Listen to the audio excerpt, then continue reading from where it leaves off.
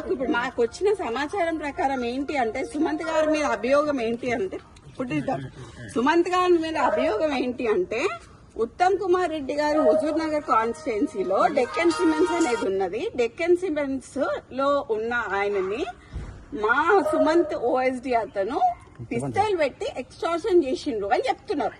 Okay, పిస్తల్ ఎక్కడ ఉన్నాయండి? ఇప్పుడు నాకు అర్థం కాదు. ఇదంతా ఎక్కడికి తీసుకొస్తారు అని అంటే మా నాన్నని ఏం చేయడానికి తీసుకొస్తారండి. మా నాన్న రిఫార్మ్డ్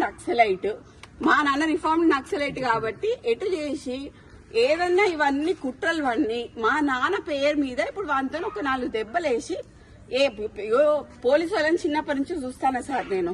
ఓకే, పోలీసు వాళ్ళు ఏం చేస్తారు, ఓ ప్లేన్ పేపర్ మీద సంతకం పెట్టించుకుంటారు, అవి రాయాలనుకుని రాసుకుంటారు, లాకప్ లో ఎత్తారు. మా అమ్మని కూడా వేసిండ్రు, మమ్మల్ని కూడా వేసిండ్రు. నేను పోయిన లాకప్ లకి, మా నాన్న పోయిండు లాకప్ లకి.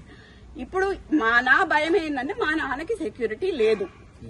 ఇప్పుడు ఈ ఎక్స్ట్రాషన్ కేసు అని వాని పేరు మీద పెట్టి దీంట్లో మా నాన్న పేరు చేర్చి మా నాన్నని తీసుకొచ్చి ఆర్మ్స్ యాక్ట్ పెట్టాలనేది వాళ్ళ ఉద్దేశం అనేది నేను అనుకుంటాను.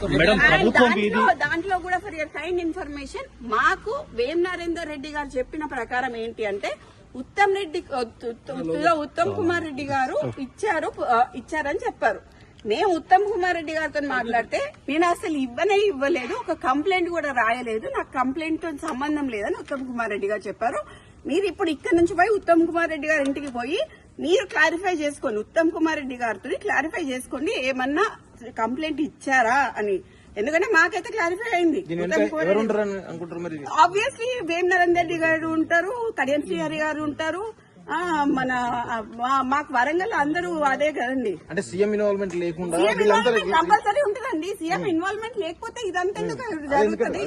అదే సీఎం ఇన్వాల్వ్మెంట్ ఉంది కదా. ఎందుకు ఒక ఓఎస్డీ మీద ఇంత కక్ష కట్టాల్సిన అవసరం అయింది? ఒక బీసీ లేడీ మీద కక్ష కట్టాల్సిన అవసరం అయింది?